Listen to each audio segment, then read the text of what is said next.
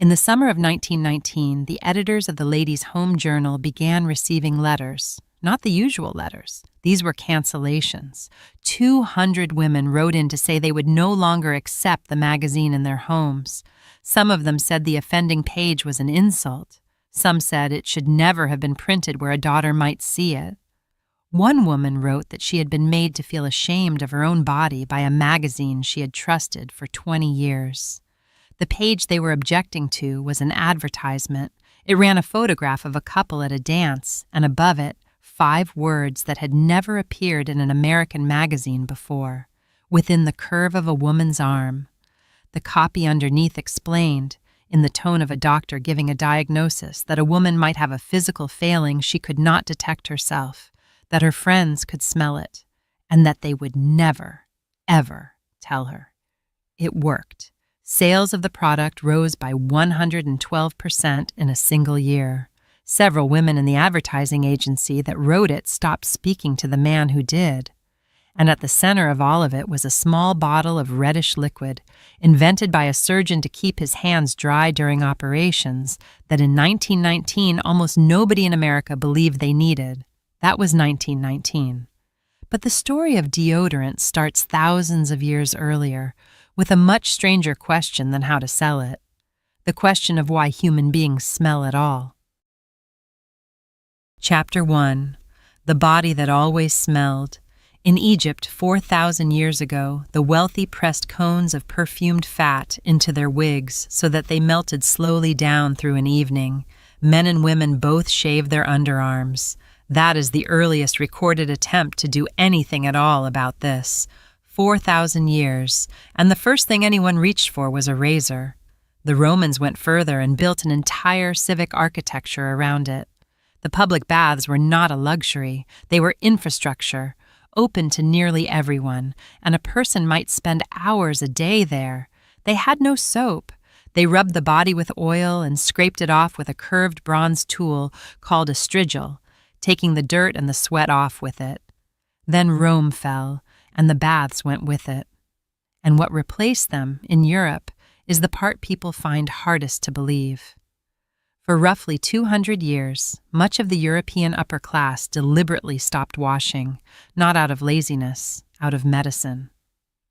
The plague had taught them that water carried disease, and the prevailing theory was that hot water opened the pores and let the corruption in. So the advice was to keep water off the skin entirely and to change your linen instead, because a clean white shirt was believed to draw impurity out of the body on its own. A gentleman in 1650 might change his shirt 3 times a day, not bathe for a month, and consider himself scrupulously clean. He was following his doctor's orders. And over the top of all of it went perfume in quantities that would be unbearable now, not to smell pleasant, to protect. Strong scent was thought to physically block disease traveling in bad air, which is why plague doctors packed the beaks of their masks with dried flowers and herbs. So for most of human history, the arrangement was this. Everyone smelled. Everyone knew everyone smelled. And nobody had yet had the idea that the smell was a fault in the person. That idea had to be invented. It took a laboratory, an advertising agency, and about 40 years. Chapter 2. The science nobody had. Here is the thing almost nobody knew until the 20th century, and it changes how the rest of this story reads. Sweat does not smell. Fresh from the gland, it is essentially odorless. Water, salt, and traces of other things. If you could sweat into a sealed, sterile container and open it a day later, there would be almost nothing there. The smell is not made by you. It is made by the bacteria living on your skin, feeding on what your sweat brings them. What we call body odor is the waste product of something else eating. And you have 2 completely different kinds of sweat gland. The ones covering most of your body release the thin, watery sweat that cools you. The other kind is the reason this episode exists. They are called apocrine glands. Only a few places on the body have them, the underarms, the groin, and they do not switch on at all until puberty. What they release is thicker and richer, full of protein and fat. To the bacteria living there, that is not cooling water. That is a meal, and the armpit is close to a perfect place to serve it. Warm, dark, enclosed, damp, and fed by the one gland in the body that produces exactly what those bacteria want, which raises a question worth sitting with. Why would evolution build that? The most persuasive answer is that the smell was the point. In most mammals, apocrine secretions carry information: who you are related to, whether you are ready to reproduce. The human armpit looks a great deal like a scent organ that we have spent the last century trying to switch off. And there is one more piece, and it is the strangest thing in this whole story. Whether you produce underarm odor at all comes down largely to a single gene. One small variation in it decides two things at once: whether your earwax is wet or dry, and whether your apocrine glands give the bacteria anything worth eating. The version that produces dry earwax and almost no underarm odor is rare in people of European and African descent. In East Asia, it is the overwhelming majority. Across much of China, Korea, and Japan, most people simply do not produce underarm odor in any meaningful amount. Hold on to that. Because in about 80 years, this product is going to be sold successfully in countries where most of the population has nothing to deodorize. But in 1888, none of this was known. What was known was that people smelled, that it was becoming less acceptable to, and that there might be money in it. Chapter 3. Mum and the Surgeon's Daughter. The first commercial deodorant in the United States was trademarked in Philadelphia in 1888. It was a white, waxy cream in a small tin, and its active ingredient was zinc oxide, which does not stop sweat but does interfere with the bacteria. It was called Mum. The name is the whole strategy. Mum, as in keep mum, say nothing. From the very first product on the market, this industry understood that the thing it was selling was a secret. Mum sold, but slowly. It was greasy, it had to be worked into the skin, and buying it required admitting something at a counter, out loud, to a chemist who might know your mother. A better version came from a different direction entirely, from a surgery in Cincinnati around 1903. A surgeon named Abraham Murphy had a practical problem. His hands sweated during operations. He mixed a solution of aluminium chloride to stop it. Aluminium salts work in a way that zinc oxide does not. They react with the moisture in the duct and form a plug, physically blocking the sweat before it reaches the surface. It is not a deodorant. It is an antiperspirant. It does not mask the process. It stops it. Murphy had no interest in selling it. He had solved his own problem and moved on. The person who saw what it was worth was his daughter. Edna Murphy was 18 years old. In 1910, she took her father's surgical formula, named it Odorono, odor, oh no, and started a company in her grandmother's basement with 150 borrowed dollars. It failed, completely. Chemists would not stock it. Customers did not know what it was for. 2 years in, she had almost nothing left, and by her own account, she was close to giving up. So she went to Atlantic City. In the summer of 1912, there was an exposition on the boardwalk, and Edna took a booth. It was brutally hot. The hall had no ventilation to speak of, and it was full of women in long sleeves and corsets, standing for hours, fanning themselves and getting nowhere. She sold out, not because anyone had told those women they smelled, because they were physically uncomfortable in that hall on that day, and she had the only thing there that would help. That is a genuine product solving a genuine problem, and it is worth marking, because it is the last time in this story that anyone sells deodorant that way. Odorono grew. By 1914, it was a real business. And then Edna Murphy hired an advertising agency. Chapter 4. Within the curve of a woman's arm, the agency was J. Walter Thompson in New York, and the man they put on the account was a copywriter named James Webb Young. He was in his 20s, he had left school at 14, and he would go on to become one of the most influential figures in the history of advertising. Young did something that was, for 1919, unusual. Before writing a word, he commissioned research. He sent people out to ask several hundred women a simple question. Do you think you need this product? The answers came back, and they were a disaster for the client. Roughly 2/3 of the women said no. They had heard of underarm odor. They simply did not believe they personally had it. Read that again, because it is the hinge of the entire episode. In 1919, in the United States, most women did not think they smelled, not because they were dirty or unaware, because it had never occurred to them that it was a problem that belonged to them personally. Young understood exactly what that meant. He could not sell a solution. There was no problem. He would have to supply the problem first. And he found the mechanism in the second half of the research. The women who did believe in underarm odor almost never described noticing it on themselves. They described noticing it on other people, which gave him the sentence that runs underneath every deodorant advertisement written since. You cannot smell yourself. Other people can, and they will not tell you. The advertisement he wrote for the Ladies' Home Journal in 1919 is short. It opens with a photograph of a man and a woman dancing, and it does not accuse the reader of anything. It is worse than that. It sympathizes with her. It explains that many charming women have this failing, that they are the last to know, that a woman may lose the affection of the man she loves and never learn why. And then it tells her, kindly, that there is something she can do about it. The reaction was immediate.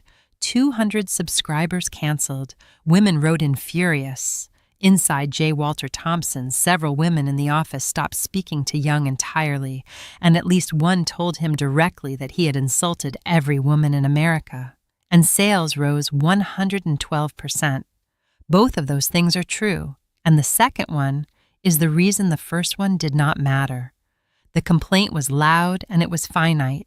The behavior change was quiet and it was permanent. Within a decade, underarm odor had gone from a fact of the body to a personal failing. Not because anything about the human body had changed, because someone had worked out how to make several million women anxious about a thing they had not previously thought about at all. Chapter 5. The Burn. There is a detail about early Odorno that the advertising did not mention, and that anyone who used it knew within about 4 seconds. It was acid. Aluminium chloride works by reacting with moisture, and what it produces in the process is hydrochloric acid, right there on the skin. The original formula was strongly acidic, and it stung badly on freshly shaved or broken skin. The instructions were specific about this. Apply it at night, before bed, to skin that had not been shaved recently. Let it dry completely. Do not dress until it had. The product was designed around the fact that it hurt. It also destroyed clothing. The formula was dyed red so a woman could see where she had applied it, which meant it stained.